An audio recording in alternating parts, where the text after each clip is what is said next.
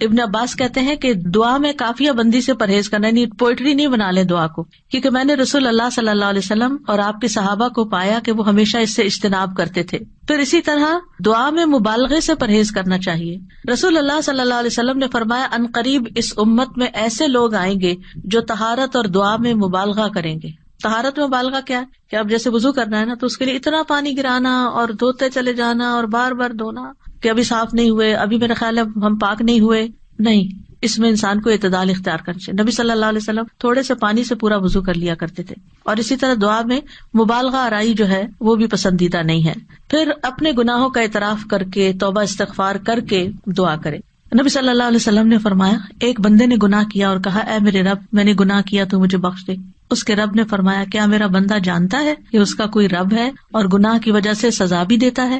میں نے اپنے بندے کو بخش دیا، کیونکہ میرے بندے کا یہ یقین تھا کہ میرا رب بخشش فرمانے والا ہے، اسی لیے وہ میرے پاس آیا ہے بخشش مانگنے کے لیے، تو میں نے اس کو بخش دیا.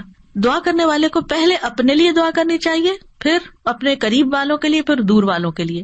جیسے قرآن مجید میں آتا ہے ابراہیم علیہ السلام کی دعا ربنا اغفر لی ولوالدی وللمؤمنین یوم یقوم الحساب. اللہ مجھے بخش دے، میرے والدین کو بخش دے اور سارے مومنوں کو بخش دے قیامت کے دن. رسول اللہ صلی اللہ علیہ وسلم جب کسی کا ذکر کرتے ہوئے اس کے لیے دعا کرتے تو پہلے اپنے لیے کرتے. پھر اسی طرح تکرار اور اصرار سے دعا کرنی چاہیے. نبی صلی اللہ علیہ وسلم جب دعا کرتے تو 3 مرتبہ دعا کرتے، ہر دفعہ نہیں لیکن جو خاص خاص دعائیں ہوتی. رسول اللہ صلی اللہ علیہ وسلم نے فرمایا جو شخص 3 مرتبہ اللہ سے جنت مانگے، جنت کہتی ہے اللہم ادخلہ الجنہ. یعنی آپ جب نماز میں یا بعد میں دعا کرتے ہیں کہ اللہم انی اسألک الجنہ، اللہم انی اسألک الجنہ، اللہم انی اسألک الجنہ، تو جنت کہتی ہے اللہم ادخلہ الجنہ. پھر اسی طرح جو بھی ضرورت ہو اس کے لیے صرف 1-8 دفعہ دعا کر کے چھوڑ نہ دی جائے، بلکہ کثرت سے مانگتے رہیں. ابو درداء کہتے ہیں جو کثرت سے دروازہ کھٹکھٹاتا ہے قریب ہے اس کے لیے کھول دیا جائے، جو کثرت سے دعا مانگتا ہے قریب ہے کہ اس کی دعا قبول کر لی جائے. پھر اسی طرح پوری کوشش لگا دینی چاہیے، اللہ کی رحمت سے مایوس نہیں ہونا چاہیے. یہ نہیں کہنا چاہیے کہ 20 سال ہو گئے یہ دعا کرتے ہوئے ابھی تک قبول نہیں ہوئی. نہیں، مانگتے رہیں. ہر دعا کی قبولیت کا ایک وقت ہے. یعقوب علیہ السلام کی دعا کتنے سالوں میں جا کے قبول ہوئی، بعض کہتے ہیں 40 سال بعد، اس سے بھی زیادہ بتاتے ہیں. اسی طرح ابراہیم علیہ السلام کی جو دعا نبی صلی اللہ علیہ وسلم کے بارے میں تھی کئی ہزار سال کے بعد وہ قبول ہوئی. پھر اسی طرح باقی پیغمبروں کی بھی جو دعائیں ہیں، یعنی ہم دیکھتے ہیں دونوں طرح سے معاملات ہیں، فوری طور پر بھی اور تاخیر سے بھی، کیونکہ یہ اللہ تعالیٰ کو پتا ہے کہ ہمارے لیے کیا بہتر ہے. کیونکہ بعض اوقات اگر ہماری کوئی دعا فوری قبول ہو جائے تو ہو سکتا ہے کہ وہ ہمارے لیے نقصان دہ ہو جائے. پھر حلال روزی کا اہتمام کرنا. نبی صلی اللہ علیہ وسلم نے ایک شخص کا ذکر کیا جو طویل سفر کرتا ہے، پریشان ہے اور اس کے بال خاک آلود ہو رہے ہیں. وہ اپنے ہاتھ آسمان کی طرف پھیلا کر کہتا ہے اے رب اے رب، حالانکہ اس کا کھانا حرام، اس کا پینا حرام، اس کا پہننا سب حرام چیزوں سے ہے، اسے حرام ہی سے خوراک دی گئی، پھر اس کی دعا کیسے قبول ہو؟ اس کا یہ مطلب نہیں کہ اگر انسان سے اتنے گناہ ہو چکے ہیں یا وہ حرام کام کرتا رہا ہے تو اب دعا ہی نہ کرے. نہیں، پھر بھی دعا کرے اور اس غلطی کا اعتراف کر کے پھر اللہ سے مانگے تو انشاءاللہ اس کی دعا بھی قبول ہوگی. پھر اسی طرح جب انسان خوشحالی کی حالت میں ہو، آسودگی ہو، سب کچھ ہے، پھر بھی دعائیں مانگے کہ اللہ ان نعمتوں کو برقرار رکھنا، اور خاص طور پر آخرت کی مانگتا رہے. رسول اللہ صلی اللہ علیہ وسلم نے فرمایا جو شخص چاہتا ہو کہ اللہ خوشی اور غم کے وقت اس کی دعا قبول کر لے تو اسے چاہیے کہ وہ خوشحالی اور آسودگی میں بکثرت دعا کرے. پھر یہ ہے کہ بد دعا نہ کی جائے، نہ اپنے لیے نہ اپنے اہل و عیال کے لیے. وہ آتا ہے نا کہ وَيَدْعُ الْإِنسَانُ بِالشَّرِّ دُعَاءَهُ بِالْخَيْرِ وَكَانَ الْإِنسَانُ عَجُولًا. اور انسان برائی کی اسی طرح دعا کرتا ہے جیسے وہ بھلائی کی دعا کرتا ہے، یعنی بد دعا کر لیتا ہے اپنے لیے، اور انسان بہت جلد باز ہے. رسول اللہ صلی اللہ علیہ وسلم نے فرمایا اپنے اوپر بد دعا نہ کرو، نہ اپنی اولاد پر بد دعا کرو، نہ اپنے خادموں پر بد دعا کرو، نہ اپنے مال پر بد دعا کرو. کہیں ایسا نہ ہو کہ قبولیت کی گھڑی ہو جس میں اللہ تعالیٰ سے کچھ مانگا جائے اور وہ قبول کر لے. کیونکہ بعض اوقات انسان غصے میں آ کے، بعض اوقات ہرٹ ہو کے زبان سے کوئی ایسے الفاظ نکال دیتا ہے، جیسے بچوں کے بارے میں بعض اوقات غصہ آتا ہے انسان کو تو پھر بہت شدید بعض اوقات وہ پریشان کرتے ہیں. تو ایسی صورت میں زبان پہ آتے آتے بعض اوقات کچھ لفظ رک جاتے ہیں تو اس میں ان کی ہدایت کی دعا مانگنی چاہیے. ایک بات یاد رکھیے کہ جب انسان اپنے پورے جذبات میں ہوتا ہے نا، چاہے وہ غصہ ہو، غم ہو، خوشی ہو، ایکسائٹمنٹ ہو، کچھ بھی ہو، اس وقت انسان بڑے دل سے دعا کرتا ہے. ان گھڑیوں کو کیش کریں. یا عام طور پر تم ڈھیلے ٹھنڈے دعائیں مانگ رہے ہوتے ہیں نا، کوشش کر کے فوکس کر رہے ہوتے ہیں، لیکن جس وقت ہم سخت پریشان ہوتے ہیں یا سخت ضرورت پڑ جاتی ہے، کچھ کھو جاتا ہے، کچھ ہو جاتا ہے ایسا کہ جو ہمارے اوپر بہت گراں گزرتا ہے، تو ہم ہل جاتے ہیں. وہ جو ہلنا ہے نا، اس وقت آپ اپنے رب کو بہت شدت سے پکاریں، تو وہ شدت جو ہے وہ انشاءاللہ فائدہ دے گی. یعنی اپنے آپ کو ڈائیورٹ کر لیں، بجائے غصہ لوگوں پہ نکالنے کے اور غلط باتیں کرنے کے کہ جو پلٹ کے اپنے اوپر ہی آئے. کیونکہ اگر آپ کسی کو بھی بد دعا دیتے ہیں اور وہ اس کا اہل نہیں، تو واپس آپ پر ہی آ جائے گی. تو اس لیے بہت احتیاط کی ضرورت ہے. تو چینلائز کر لیں اپنے غصے کو، چینلائز کر لیں اپنے غم کو، چینلائز کر لیں اپنی انتہائی ایکسائٹمنٹ کو. اس طرح پھر انسان کے اندر سے دعا نکلتی ہے، آنسو بھی آ جاتے ہیں اور انسان اللہ تعالیٰ کو اپنے قریب محسوس کرتا ہے. پھر اسی طرح گناہ یا قطع رحمی کی دعا نہیں کرنی چاہیے. یعنی گناہ تو یہ ہے کہ انسان کسی غلط کام کا سودا کر رہا ہے اور اس کے لیے دعا کرے اور آپ سے بھی کہے کہ آپ دعا کریں، حالانکہ وہ غلط کام کرنے چاہ رہا ہے، تو اس کے لیے دعا نہیں کرنی چاہیے. دوسرا یہ ہے کہ قطع رحمی نہ ہو. قطع رحمی کیا ہوتی ہے کہ مثلاً کوئی کہے اپنے کسی بچے کے بارے میں، یا اللہ اس کو میری آنکھوں سے دور کر دے. اس قسم کی دعائیں نہیں کرنی چاہیے، یہ بددعا میں شامل ہو جاتی ہے. اور جلد بازی نہیں کرنی چاہیے کہ بس فوراً ابھی قبول ہونی تو میں تو آئندہ دعا نہیں کروں گی. اب آپ دیکھیے کہ دعا کے معاملے میں ایک اور چیز بھی ہے، اور وہ ہے دعا میں وسیلہ اختیار کرنا. تو دعا میں کچھ وسیلے جائز ہیں، کچھ جائز نہیں. جائز وسیلے کیا ہیں؟ نمبر 1، اسماء حسنی کو وسیلہ بنا کے دعا کرنا. قرآن مجید میں آتا ہے وَلِلَّهِ الْأَسْمَاءُ الْحُسْنَى فَادْعُوهُ بِهَا، اور سب اچھے نام اللہ ہی کے ہیں، سو اسے ان کے ساتھ پکارو، اچھے ناموں کے ساتھ. مثلا ہم یہ کہیں کہ یا حی یا قیوم برحمتک استغیث، اب یہاں اللہ کے ناموں کو وسیلہ بنایا اور رحمت مانگی. یا ذا الجلال والاکرام، یا من بیدہ ملکوت السماوات والارض، یا رب ربنا، یا رب العالمین، یا ارحم الراحمین، یا اللہ یا رحمان یا رحیم، یا اللہ یا کریم، یا وہاب. رزق مانگنا تو یا رزاق. اس طرح اللہ تعالیٰ کے ناموں کو وسیلہ بنا کے آپ دعا کر سکتے ہیں. کچھ تو وہ نام ہے جن میں اسم اعظم بھی ہے، اور نبی صلی اللہ علیہ وسلم نے ان ناموں کے ساتھ دعا کی ہے جو مشہور یا حیّ یا قیوم وغیرہ. لیکن یہ ہے کہ چونکہ ایک عمومی ہدایت ہے کہ اللہ کے ناموں کے ساتھ دعا کی جائے، تو کسی بھی نام کو جو آپ کو بہت اچھا لگتا ہے، اللہ تعالیٰ کی کوئی بھی پیاری صفت، اس کے ساتھ اللہ کو پکار کے آپ اللہ تعالیٰ سے دعا کریں. کیونکہ یہ بھی ایک محبت کا اظہار ہوتا ہے نا، جس سے آپ محبت کرتے ہیں اس کے آپ ہر نام سے ہی پیار کرتے ہیں، بلکہ نئے نئے نام رکھتے رہتے ہیں. یا قریب یا مجیب بھی کہہ سکتے ہیں. پھر فرشتے بھی آپ دیکھیں کہ اللہ کے ناموں کو وسیلہ بنا کر دعا کرتے ہیں. الذین یحملون العرش ومن حولہ یسبحون بحمد ربہم ویؤمنون بہ ویستغفرون للذین آمنوا. کیا کہتے ہیں؟ ربنا وسعت کل شیء رحمۃ وعلما، اے ہمارے رب تو نے ہر چیز کو اپنی رحمت اور علم سے گھیر رکھا ہے. تو یہ اللہ کے ناموں کو وسیلہ بنا رہے ہیں ایک طرح سے. اس کے بعد کہتے ہیں فاغفر للذین تابوا، اللہ جو توبہ کرتے ہیں، واتبعوا سبیلک، تیرے رستے پہ چلتے ہیں، ان کو بخش دے، وقہم عذاب الجحیم، اور انہیں جہنم کے عذاب سے بچا لے. انبیاء علیہ السلام بھی اللہ کے ناموں کا وسیلہ اختیار کرتے ہیں.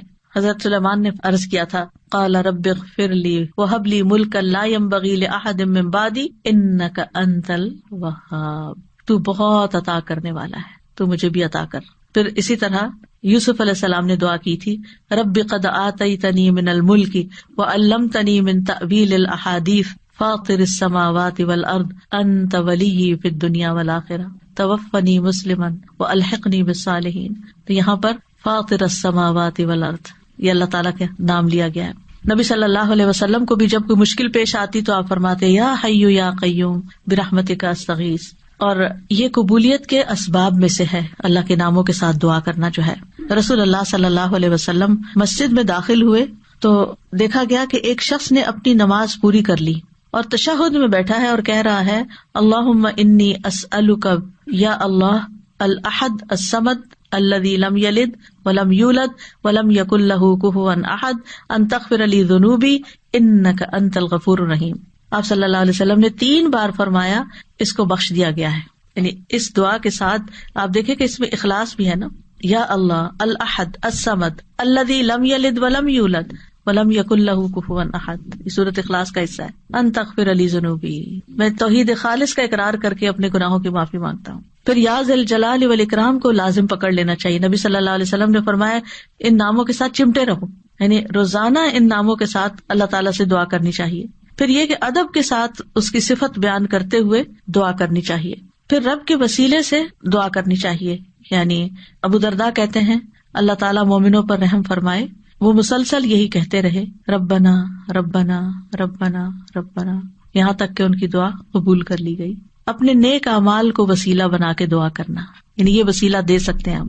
اور اس کی دلیل وہ غار والے ہیں جو غار میں پھنس گئے تھے 3 لوگ، انہوں نے اپنے اپنے نیک عمل کو وسیلہ بنا کر دعا کی تو غار کے دروازے یا دھانے سے بھاری پتھر ہٹ گیا جو 3 لوگ مل کے بھی ہٹا نہیں پا رہے تھے. پھر اپنے ایمان لانے کو وسیلہ بنا سکتے ہیں. الذین یقولون ربنا اننا آمنا فاغفر لنا ذنوبنا وقنا عذاب النار، جو لوگ کہتے ہیں اے ہمارے رب بے شک ہم ایمان لے آئے تو ہمارے لیے ہمارے گناہوں کو بخش دے، یعنی ہمارے ایمان کی وجہ سے ہمارے گناہوں کو بخش دے اور ہمیں آگ کے عذاب سے بچا لے. پھر زندہ نیک لوگوں کی دعا کے ساتھ وسیلہ پکڑنا، یعنی ان سے دعا کروانا. نیک لوگوں میں سے اگر کوئی آدمی زندہ ہے، آپ کے والدین ہیں، سارا وقت عبادت میں لگے رہتے ہیں، کوئی غیبت چگلی نہیں کرتے ادھر ادھر، نانا نانی دادا دادی بزرگ ہو جاتے ہیں نا، یا والدین بھی بزرگ آپ کے پاس ہیں اور آپ دیکھتے کہ سارا دن یا وہ تسبیح کر رہے ہیں یا وہ قرآن پڑھ رہے ہیں یا وہ نمازیں پڑھ رہے ہیں اور عمر کے اس حصے میں پہنچ گئے ہیں کہ اب وہ کوئی برا کام نہیں کرتے، تو ان سے بھی خاص دعا کروانی چاہیے. یعنی ان کے پاس جا کر کہنا آپ ہمارے لیے دعا کریں یا ان سے دعا کروائیں، تو یہ دراصل آپ ان کا وسیلہ پکڑ رہے ہیں ایک طرح سے، یہ بھی وسیلہ ہے. مثلاً آپ کہہ سکتے ہیں کہ آپ میرے لیے دعا کریں اللہ تعالیٰ مجھے بخش دے، یا اگر رزق کا معاملہ ہے تو رزق، یا شفا چاہیے تو اللہ تعالیٰ سے دعا کریں اللہ تعالیٰ میری بیماری دور کر دے، یا جو بھی کوئی مسئلہ ہو. یا اسی طرح یہ کہ اگر بارش نہیں برس رہی ہے اور کوئی لوگوں کے لیے پرابلم ہو رہی ہے تو ان سے کہہ سکتے ہیں کہ وہ بھی خاص دعا کریں. حضرت عمر رضی اللہ عنہ جو تھے، رسول اللہ صلی اللہ علیہ وسلم کے چچا عباس کی دعا کو انہوں نے وسیلہ بنایا تھا. انس بن مالک کہتے ہیں جب کبھی عمر رضی اللہ عنہ کے زمانے میں قحط پڑتا تو عمر رضی اللہ عنہ عباس بن عبد المطلب کے وسیلے سے دعا کرتے تھے اور فرماتے اے اللہ پہلے ہم تیرے پاس اپنے نبی کا وسیلہ لایا کرتے تھے تو پانی برساتا تھا، اب ہم اپنے نبی کے چچا کو وسیلہ بناتے ہیں تو ہم پر پانی برسا، یعنی ان سے بھی دعا کرواتے. تو انس رضی اللہ عنہ کہتے ہیں چنانچہ انہوں نے ایک دفعہ ایسے کیا تو خوب بارش برس پڑی. تو یہ جو کسی سے جا کے کہنا کہ آپ دعا کریں اس میں کوئی حرج نہیں، لیکن صرف ایک رسم بنا لینا ہر وقت دعا کے لیے کہتے رہنا، آپ دوسرے کے لیے دعا شروع کر دیں فرشتہ آمین کہے گا وہ آپ کو کوئی لگ جائے گی. یعنی اس کو ایک رسم نہ بنائیں. یعنی لوگوں نے نا شدت اختیار کر لی ہے، یعنی ایکسٹریم پہ چلے گئے، یا ہر وقت یہی کہتے رہتے ہیں بس دعا کریں دعا کریں دعا کریں، یا پھر دوسری طرف کہتے کسی کو بھی نہ کہیں دعا کریں. یہ دونوں چیزیں ٹھیک نہیں، اعتدال میں رہیں. ایک عورت اپنے بچے کو لے کر نبی صلی اللہ علیہ وسلم کی خدمت میں حاضر ہوئی اور عرض کیا اے اللہ کے نبی اس کے حق میں اللہ سے دعا کیجیے اور میں 3 بچوں کو دفن کر چکی ہوں، یعنی اس سے پہلے میرے 3 بچے فوت ہو چکے ہیں، آپ اس کے لیے دعا کیجیے. آپ نے پوچھا تم نے 3 بچوں کو دفن کیا ہے؟ اس نے کہا ہاں. آپ نے فرمایا تم نے پھر جہنم سے ایک مضبوط بندش باندھ لی ہے، یعنی اللہ تعالیٰ تمہارے لیے ان بچوں کی وجہ سے آگ سے تمہیں بچا لے گا. تو یہ دعا کا ایک طرح سے وسیلہ بن گیا. اب کچھ وسیلے ناجائز بھی ہیں تو ان کا بھی پتہ ہونا چاہیے. ان میں سے فوت شدہ نیک آدمی کو وسیلہ بنانا اس کی ممانعت ہے. کیوں؟ اس لیے کہ وہ نہیں ہماری باتیں سنتے، وہ ہمارا حال نہیں جانتے. قرآن مجید میں سورۃ فاطر میں آتا ہے والذین تدعون من دونہ ما یملکون من قطمیر ان تدعوہم لا یسمعوا دعاءکم ولو سمعوا ما استجابوا لکم ویوم القیامۃ یکفرون بشرککم ولا ینبئک مثل خبیر. اور وہ جنہیں تم اس کے سوا پکارتے ہو وہ کھجور کی گٹلی کے چھلکے کے مالک بھی نہیں ہے. کتنی باریک سی، آپ رمضان آ رہا ہے نا تو کھجوریں کھائیں گے تو وہ چھلکا ضرور اتار کے دیکھیں کہ کیا چیز ہو، ہاتھ سے مسل دے تو نظر بھی نہیں آتا. یعنی اللہ کے سوا کوئی اتنی چیز کا بھی اصل مالک نہیں ہے. یہ ہم مانتے ہیں ہمارے پاس جو کچھ اللہ نے ہمیں دے رکھا ہے. فرمایا اگر تم انہیں پکارو تو وہ تمہاری پکار سنتے ہی نہیں. یہ جو لوگوں نے ایک ڈھنگ بنا رکھا ہے نا بزرگوں کی قبروں پہ جا کر ان سے کہتے ہیں آپ ہمارے لیے دعا کریں، پھر وہ فوت ہو چکے ہیں وہ کیسے سن سکتے ہیں؟ آپ کو اگر کوئی بے ہوش کر دے تو آپ کو کوئی بات نہیں سنائی دیتی، آپ سوئے پڑے ہو تو آپ کو سنائی نہیں دیتی، تو آپ فوت ہو کے کیسے کسی کی باتیں سننا شروع ہو گئے؟ اور اگر وہ سن بھی لیں تو تمہیں جواب نہیں دے سکتے. اگر وہ سن لیں، اللہ چاہے تو کسی کو بھی سنوا سکتا ہے. اور خاص طور پر جب میت کا حساب کتاب ہو رہا ہوتا ہے شروع میں تو اس وقت وہ جوتوں کی چاپ وغیرہ سنتا ہے. اگر اس وقت کوئی کہے کہ اس وقت میں اس نیک انسان سے کہتا ہوں اور یہ سن رہا ہے کیونکہ جوتوں کی چاپ سن رہا ہے تو میری بات بھی سن لے گا، مستجابوا لکم، وہ تمہیں جواب نہیں دے سکتے، تمہارے لیے کچھ کر نہیں سکتے. اس وقت ان کو اپنی پڑی ہے، ان کا تو اپنا امتحان ہونے لگا ہے، وہ تمہارے لیے کہاں سے دعائیں کریں گے؟ اور قیامت کے دن تمہارے اس شرک کا انکار کر دیں گے. اور آپ کو خوب خبر رکھنے والے اللہ کی مانند کوئی بھی خبر نہیں دے سکتا. یہ اللہ تعالیٰ نے آپ کو بتایا ہے کہ یہ ممکن نہیں کہ مردے سے آپ جا کے کہو کہ آپ ہمارے لیے دعا کریں. اچھا بعض لوگ کہتے ہیں وہ شہید ہوتے ہیں، تو شہید وہ ہوتے ہیں اور مردہ نہیں کہتے اس کو، لیکن ان کا بھی تعلق ہماری دنیا سے نہیں ہے، وہ اپنی جنتوں میں ہے. قرآن مجید میں ایسے لوگوں کی مذمت کی گئی ہے جو اپنے اور رب کے بیچ میں غیر اللہ کو وسیلہ بناتے ہیں. سورۃ الزمر میں آتا ہے الا للہ الدین الخالص والذین اتخذوا من دونہ اولیاء ما نعبدهم الا لیقربونا الی اللہ زلفی ان اللہ یحکم بینہم فیما ہم فیہ یختلفون ان اللہ لا یہدی من هو کاذب کفار. خبردار، خالص دین صرف اللہ ہی کا حق ہے، اور وہ لوگ جنہوں نے اس کے سوا اور حمایتی بنا رکھے، اللہ کو چھوڑ کے اوروں کو اپنا مددگار سمجھ رکھا ہے، وہ کہتے ہیں ہم ان کی عبادت نہیں کرتے مگر اس لیے کہ یہ ہمیں اللہ سے قریب کر دیں. ہم بزرگوں کی قبر پہ اس لیے جاتے ہیں کہ وہاں زیادہ دعا قبول ہوتی. یہ کہاں سے پتا چلا آپ کو؟ الا لیقربونا الی اللہ زلفی، اچھی طرح قریب کر دیں. یقیناً اللہ ان کے درمیان اس کے بارے میں فیصلہ کرے گا جس میں وہ اختلاف کر رہے ہیں. بے شک اللہ اس شخص کو ہدایت نہیں دیتا جو جھوٹا اور بہت ناشکرا ہو. ایسے لوگ پھر کسی کی سنتے بھی نہیں. آپ کو معلوم ہے دور جاہلیت میں لوگ بتوں کی پوجا کرتے تھے، وہ ان کو خدا نہیں سمجھتے تھے. وہ کہتے تھے یہ خدا کے اوتار ہیں اور ہم یہ سمجھتے ہیں کہ ان کی سفارش سنی جاتی. اور وہ بت کن کے ہوتے تھے؟ پاسٹ کے نیک لوگوں کے، جیسے قوم نوح نے بت بنا لیے تھے. لیکن یاد رکھیے جو آیت ہم ریپیٹڈلی ہر روز سنتے ہیں اور ہر روز اس کا معنی جانتے ہیں، اس میں وَإِذَا سَأَلَكَ عِبَادِي عَنِّي وَإِنِّي قَرِيبٌ، کوئی واسطہ وسیلہ بیچ میں نہیں. میں خود اپنے بندے کے قریب ہوں، کسی اور کو بیچ میں لانے کی کیا ضرورت ہے؟ ڈائریکٹ اس کو پکارے. جیسے آپ اپنا کیس خود پیش کر سکتے ہیں، کوئی اور نہیں آپ کے لیے کر سکتا.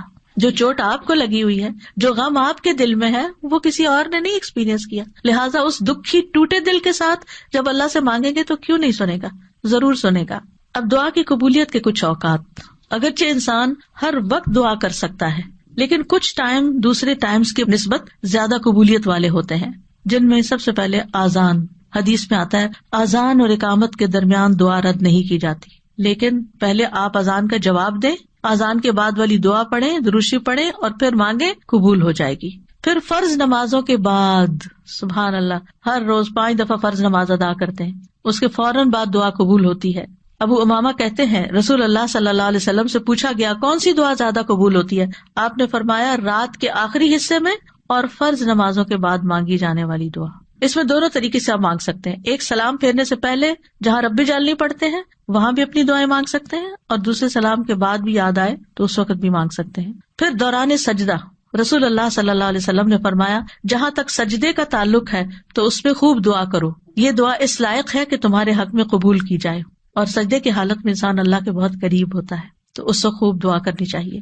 کئی لوگوں کا سوال ہوتا ہے کہ کیا اس میں قرآنی دعا کر سکتے ہیں؟ جی، ایز اے دعا آپ کر رہے ہیں تو قرآن کے الفاظ بھی ہو تو پڑھ سکتے ہیں. ہاں، تلاوت نہیں کر سکتے لیکن دعا کر سکتے ہیں، مسنون دعائیں بھی کر سکتے ہیں. اپنی زبان میں نہیں باتیں کر سکتے وہاں، اللہ یہ کہ آپ نماز کے بعد کسی وقت دل چاہے اور آپ سجدے میں پڑھ کے اپنے دل کی باتیں کریں.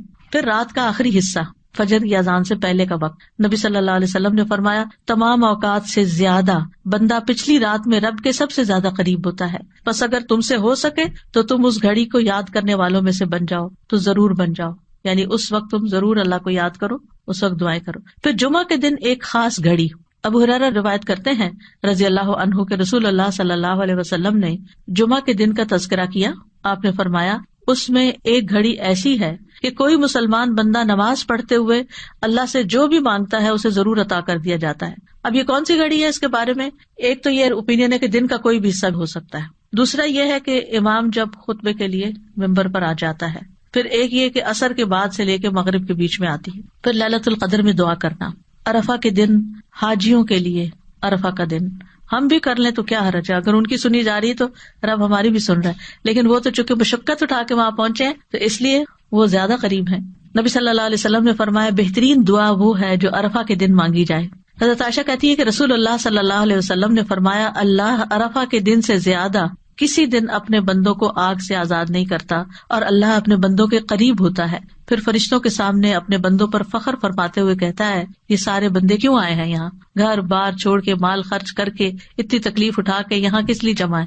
تو ہم سب جانتے ہیں کہ آج کیوں کرتے ہیں کہ اللہ تعالیٰ ہمیں بخش دے اور ہم سے راضی ہو جائے اور ہمارا فرض بھی ادا ہو جائے. پھر اسی طرح بارش کے وقت کی دعا، یعنی جب بارش ہو رہی ہے اور آپ لوگ بڑے خوش قسمت ہیں کہ یہاں اکثر بارش ہوتی رہتی ہے، برف بھی پڑتی ہے، تو اس وقت پریشان ہونے کی بجائے دعا کرنا شروع کر دیا کریں. آپ ڈرائیونگ کر رہے ہیں، بارش برسنا شروع ہو گئی، دعائیں شروع کر دیں. پھر مصیبت کے وقت جس سے پہلے بھی میں نے عرض کیا نا کہ جب انسان جذبات کی پیک پہ ہوتا ہے تو اس وقت اس کے الفاظ اور ہی طرح کے ہوتے ہیں۔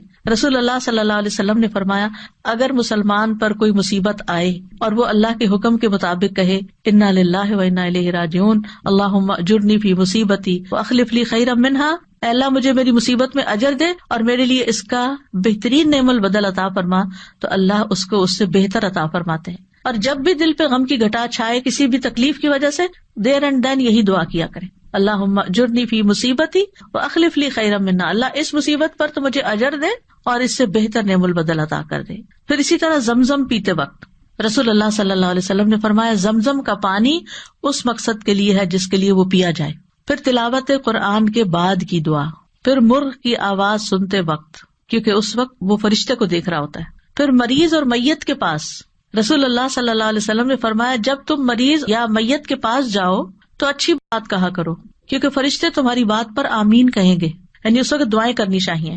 ام سلمہ کہتی ہیں کہ رسول اللہ صلی اللہ علیہ وسلم ابو سلمہ جو ان کے ہسبینڈ تھے ان کی میت پر تشریف لائے، ان کی آنکھیں کھلی رہ گئی تھی، آپ نے انہیں بند کیا اور فرمایا جب روح قبض ہو جاتی ہے تو آنکھیں اس کا پیچھا کرتی ہیں، یعنی روح جب لے کے جاتے ہیں فرشتے تو آنکھیں پیچھے پیچھے دیکھتی ہیں، اس کا جسم کا ایک حصہ چلا گیا یعنی اس کی روح چلی گئی تو اسے کیا کرنا چاہیے، آنکھیں بند کر۔ اور ویسے بھی آپ دیکھیں اگر باڈی اکڑ جائے اور میت کی آنکھیں کھلی رہ جائے تو بڑا خوفناک سا سین ہو جاتا ہے۔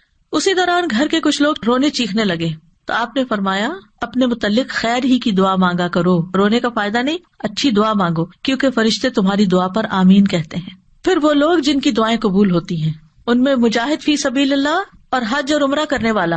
رسول اللہ صلی اللہ علیہ وسلم نے فرمایا اللہ کے راستے میں غازی اور حج کرنے والے اور عمرہ کرنے والے اللہ کے وفد ہیں، ڈیلیگیشنز ہیں اللہ کی طرف جانے والے۔ اللہ نے انہیں بلایا تو انہوں نے اس دعوت کو قبول کر لیا اور پھر انہوں نے اللہ سے مانگا تو اللہ نے ان کو عطا کر دیا۔ پھر مظلوم، مسافر اور والد کی دعا، نبی صلی اللہ علیہ وسلم نے فرمایا 3 قسم کے لوگوں کی دعائیں قبول ہوتی ہیں اور ان کی قبولیت میں کوئی شک و شبہ نہیں۔ نمبر 1 مظلوم کی دعا، اس میں مثال ہے نوح علیہ السلام کی۔ مسافر کی دعا، اس میں مثال ہے موسیٰ علیہ السلام کی۔ اور والد کی اپنی اولاد کے لیے دعا، ابراہیم علیہ السلام کی۔ اسی طرح اولاد جو اپنے والدین کے لیے دعا کرتی ہے، نبی صلی اللہ علیہ وسلم نے فرمایا جنت میں آدمی کا درجہ بلند کر دیا جاتا ہے تو وہ کہتا ہے کہ یہ کیسے ہوا؟ کہا جاتا ہے تمہاری اولاد کے تمہارے حق میں استغفار کے سبب، تمہاری اولاد تمہارے لیے دعائیں کر رہی تھی اس لیے تمہیں اپ گریڈ کر دیا گیا۔ پھر اسی طرح کسی کی غیر موجودگی میں اس کے لیے دعا کرنا، یعنی منہ پہ تو لوگ دعائیں دے ہی دیتے ہیں لیکن جب آپ سامنے ہی نہیں ہے، آپ کو خبر ہی نہیں ہے تو آپ کے لیے کوئی دعا کر رہا ہے، وہ بہت ویلیوبل دعا ہے۔ پھر روزے دار کی دعا جب تک کہ وہ افطار نہ کر لے۔ پھر اللہ کا کثرت سے ذکر کرنے والا اور عادل حکمران۔ پھر وضو اور اللہ کا ذکر کر کے سونے والا، اس کی دعا۔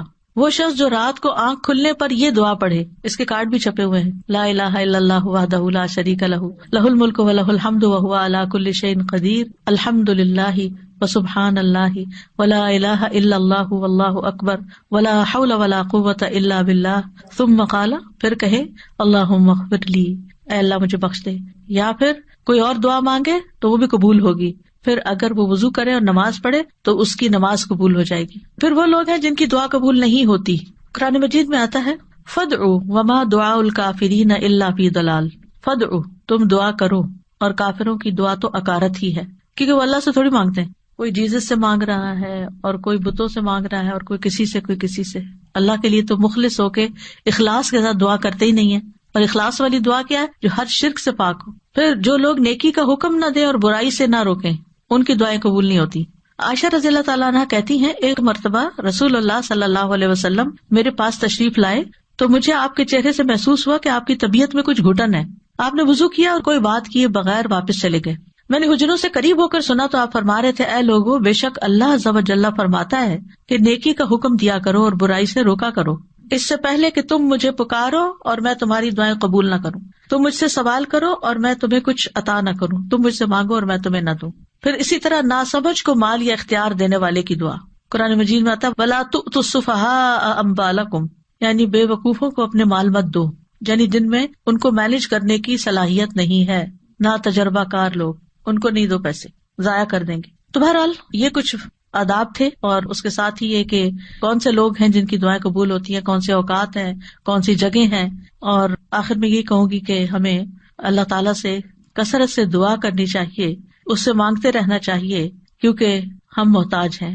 دوسروں سے کہنے کی بجائے خود اللہ تعالیٰ سے زیادہ دعائیں کریں. دعا میں عاجزی اور افتقار ہونا چاہیے، اصرار ہونا چاہیے. اور پھر قبولیت کے اسباب اختیار کریں، یعنی جگہیں، ٹائم، یعنی کس قسم کی مناسبت ہے اس سے. تو اللہ تعالیٰ سے دعا ہے کہ وہ ہمیں دعا کرنا سکھا دے اور ایسی دعائیں کرنے کی توفیق دے جو ہمارے لیے قبولیت کا باعث ہوں. ہم اصرار سے مانگتے ہیں اللہ تعالیٰ سے، بار بار وہی بات چیت کرتے ہیں اور ضد بھی کرتے ہیں، لیکن ہمیں نہیں پتا کہ وہ چیز ہمارے لیے صحیح ہے کہ نہیں، تو ہم مانگتے رہیں تو اللہ تعالیٰ اس کے بدلے کیا کیا دے گا. کل کے لیکچر میں ہم نے پڑھا تھا کہ بعضوں کا آپ اصرار کر رہے ہیں، اللہ کو پتا یہ نہیں آپ کے لیے ٹھیک، لیکن چونکہ آپ دعا کر رہے ہیں، آپ عبادت کی حالت میں، آپ کو مناجات کی لذت مل رہی ہے، آپ کے بوجھ اتر رہے ہیں، آپ کے گناہ معاف ہو رہے ہیں. یعنی بعض اوقات دعا نہیں قبول ہوتی لیکن اس کے بدلے گناہ معاف ہو جاتے ہیں. بعض اوقات کوئی آنے والی مصیبت ٹال دی جاتی ہے، تو بعض اوقات اللہ تعالیٰ اس سے بہتر کوئی اور چیز آپ کو دے دیتا ہے. سو مینی ویز آف قبولیت دعا. السلام علیکم استاذہ جی، یہ جیسے زندگی میں بہت ناراضگیاں ہیں، ہسبینڈ سے لڑائی ہو گئی ہے اور ہسبینڈ کی اچانک ڈیتھ ہو گئی، تو پہلے تو اتنا لڑی ہوئی تھی کہ چھوڑ کے چلی گئی وہ، اور پھر پیر پکڑ کے معافیاں مانگی بعد میں، تو مطلب یہ کہ بعد میں معافی وہ پتہ نہیں ہسبینڈ نے معاف کیا یعنی وہ تو جا چکے تھے، وہ کہتی ہیں کیا میری معافی ہو گئی ہوگی. ہسبینڈ کے لیے بھی کثرت سے دعا کریں اور اپنی بخشش کے لیے بھی کریں. اللہ معاف کرنے والا ہے. اللہ تعالیٰ کو وہ بندہ جو گناہ کرنے کے بعد پلٹ آتا ہے وہ بہت پسند ہے. ایک اور جیسے جب ہم نماز پڑھ رہے ہوتے ہیں تو ایسے اللہ تعالیٰ کی بڑائی بیان کرتے ہیں، جیسے سبحان اللہ و بحمدہ عدد تک، تو وہ ہم درود شریف اس کے بعد پڑھیں اللہ کی بڑائی بیان کر کے. نماز کے اندر درود شریف اینڈ میں اتحیات کے بعد ہے، اس وقت ہوگا، اور اس کے بعد دعائیں ہوں گی. دعائیں رب جلنی جو پڑھتے ہیں وہ درود شریف کے بعد ہی پڑھتے ہیں نا. جی جی، یہ کہہ کے بھی پڑھ سکتے ہیں نا، یا بدیع السماوات یا حیو یا قیوم انی اسألک، یہ بھی کہہ کے اسٹارٹ کر کے پڑھ سکتے ہیں. بالکل. جزاک اللہ. استاذہ جی، یہ جو کہتے ہیں نا کہ ہم اپنے والدین کے لیے دعائیں مانگتے ہیں تو ان کے جنت میں درجات اللہ تعالیٰ بلند کرتے ہیں.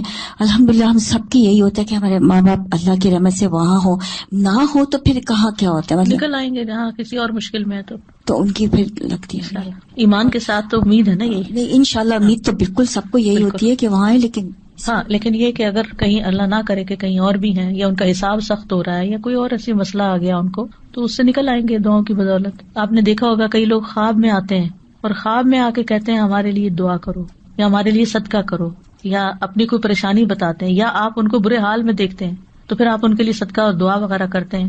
تو میں کہیں پڑھ رہی تھی کہ کسی کے اوپر قرض تھا اور اس نے خواب میں اپنے بیٹے کو بتایا کہ میرے پیسے فلاں جگہ رکھے ہیں، اس سے قرضہ ادا کر دو.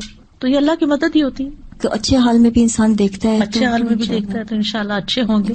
لیکن یہ غیب کے معاملات ہیں جن کا ہمیں بہت کم علم دیا گیا، کوئی گارنٹی نہیں کہہ سکتا کسی کی بھی نہیں. میری امی نے جب قرآن لکھا تھا نا ترجمہ، تو انہوں نے خواب میں دیکھا تھا کہ ان کے والدین ہیں اور ان کو 2 بڑی بڑی کرسیاں اور اس کے ان پر تاج پہنایا جا رہا ہے. تو اولاد کیوں نہ نیکیاں کرے پھر، اور ایسے بچوں کو اور ایسے اولادوں کو اللہ تعالیٰ توفیق دے کہ وہ ایسے نیک کام کریں جو ان تک ہمارے بڑوں سے بڑوں تک بخشش کا وسیلہ بنے. بلکہ ایک ٹپ دوں گی، رمضان میں جو بھی صدقہ خیرات کریں اس میں ساتھ اپنے والدین کو بھی شامل کر لیں. استاد آپ نے شروع میں بتایا کہ ہم کسی کے لیے دعا مانگتے ہیں تو اس میں بس ہم ایک سرسری لفظ یوز کر دیتے ہیں، تو جب کوئی اچھا کام کرتا ہے یا بچے بھی کوئی بھی تو ہم اس وقت کہہ دیتے ہیں دعا، تو اس وقت کہہ سکتے اس طرح اس وقت یا اس وقت ہم کوئی خاص ادب کے ساتھ مانگیں؟ مطلب ادب اس وقت کیا ہوگا کہ الفاظ اچھے ہوں اور احترام ہو. یعنی ہر وقت وضو کرنا، ہر وقت قبلہ رخ ہونا، ہر وقت فارمل اس میں بیٹھ کے کرنا یہ نہیں ممکن ہوتا. چلتے پھرتے اٹھتے بیٹھتے ہر حال میں آپ دل میں پکار سکتے ہیں. آپ نے ابھی ارشاد فرمایا کہ جب ہم ہتھیلیاں کھول کے ہتھیلیوں سے دعا مانگنی چاہیے. جی، تو جب ہم سجدے میں جیسے دعا قبول ہوتی تو ہمارے تو ہاتھ یوں ہوتے ہیں، تو ہم ان کو یوں کریں؟ نہیں، سجدے میں ہمیں نہیں پھیرنا. سجدے میں تو پوزیشن ہے نا سجدے کی، وہ تو آپ سجدہ کر رہے ہیں جی، اور اس میں دعا آ گئی. لیکن جب آپ دعا مانگ رہے ہیں تو اس وقت دعا کی پوزیشن میں آ جائیں گے، یعنی سجدے کے علاوہ جب دعا مانگ رہے ہیں. اور روزے پہ کہتے ہیں نبی صلی اللہ علیہ وسلم کہ وہ خود ہمارے سلام کا جواب دیتے ہیں. جی ہاں، تو ان کو ہمارا سلام پہنچایا جاتا ہے. جی ہاں. تو وہاں ہم نہیں ان کو وسیلہ بنا کے دعا مانگ سکتے؟ یہ کسی صحابی نے نہیں بنایا. اچھا. دیکھیں جب حضرت عمر نبی صلی اللہ علیہ وسلم کی وفات کے بعد دعا کروانے گئے تھے تو حضرت عباس کے پاس گئے تھے، قبر پہ نہیں آئے تھے. ٹھیک ہے، اوکے. سبحانک اللہم و بحمدک، اشہد ان لا الہ الا انت، استغفرک و اتوب الیک. السلام علیکم و رحمۃ اللہ وبرکاتہ.